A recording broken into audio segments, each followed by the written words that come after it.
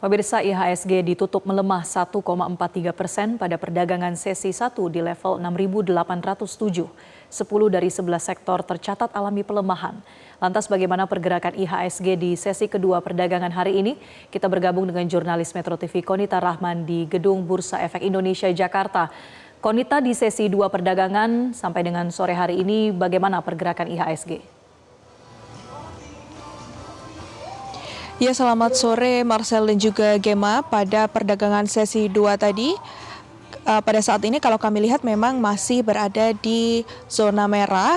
Kalau tadi IHSG pada sesi pertama ditutup melemah 1,43% di level 6.807, 10 dari 11 sektor mengalami pelemahan, di mana untuk sektor transportasi hanya satu-satunya sektor yang tercatat berada di zona hijau, sementara untuk sektor yang mengalami pelemahan paling dalam yakni ada sektor industri dan sektor infrastruktur. Lalu bagaimana pada perdagangan sore ini kita akan melihat bersama di papan Bursa Efek Indonesia pada pukul 15.08 waktu Indonesia bagian Barat. Tercatat saat ini IHSG berada di zona merah, terkoreksi 1,44% di level 6.806 atau melemah 97 basis poin dengan trading volume atau volume perdagangan yakni 27,3 miliar lembar saham yang sudah diperdagangkan. Lalu untuk trading value atau nilai perdagangan yakni sudah menyentuh di angka 12,7 triliun rupiah. Dan kalau tadi kami bertanya kepada analis komoditas Wahyu Laksono yang memproyeksikan bahwa IHSG di sesi 2 ini melihat pada grafik intraday yang terus menurun sejak pembukaan. IHSG di sesi 2 diprediksi masih akan bergerak di zona merah dengan kecenderungan menguji level support kuat di 6.800. Tekanan jual terlihat masif dan belum ada tanda-tanda perlawanan atau rebound yang signifikan hingga penutupan sesi pertama. Jika level 6.800 tertembus, indeks beresiko meluncur di area 6.745. Lalu sentimen apa yang memang mempengaruhi bahwa hingga saat ini IHSG masih berada di zona merah, yakni sentimen negatif diperburuk oleh kekhawatiran pelaku pasar terhadap arus modal keluar atau capital outflow yang dipicu oleh melemahnya nilai tukar rupiah secara ekstrim, di mana investor cenderung mengamankan asetnya ke instrumen yang lebih defensif atau keluar dari pasar ekuitas Indonesia untuk sementara waktu.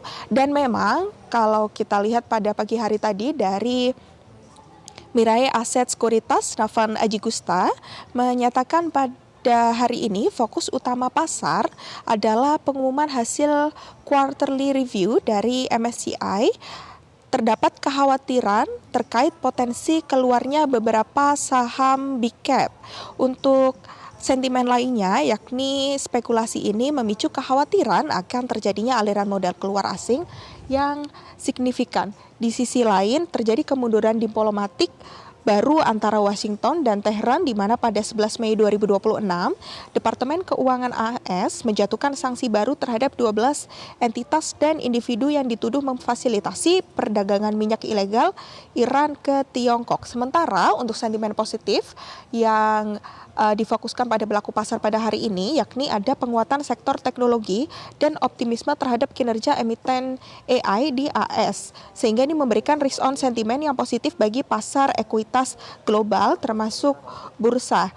Dan kalau kita lihat pada pukul 15:11 pada hari ini, untuk sektor ini mayoritas juga masih berada di zona merah, dan untuk sektor yang mengalami penguatan di zona hijau pukul 15:11 waktu Indonesia Barat saat ini, yakni ada sektor transportasi dan juga sektor basic.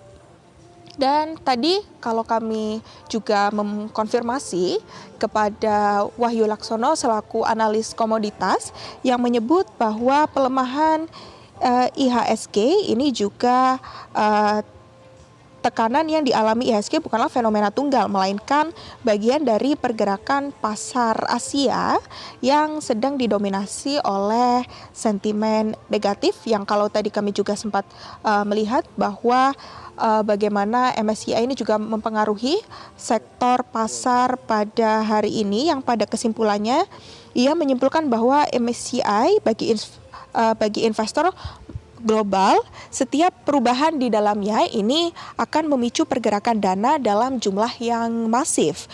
Dalam kondisi rupiah yang saat ini sudah menyentuh sekitar 17.500, pengumuman rebalancing yang negatif atau pengurangan bobot akan menjadi katalis yang sangat kuat untuk menekan IHSG lebih dalam lagi. Demikian Marcel dan juga Gemma. Baik, terima kasih atas informasi Anda, Konita Rahman dari Gedung Bursa Efek Indonesia Jakarta. Selamat kembali bertugas. Jelajahi cara baru mendapatkan informasi. Download Metro TV Extend sekarang.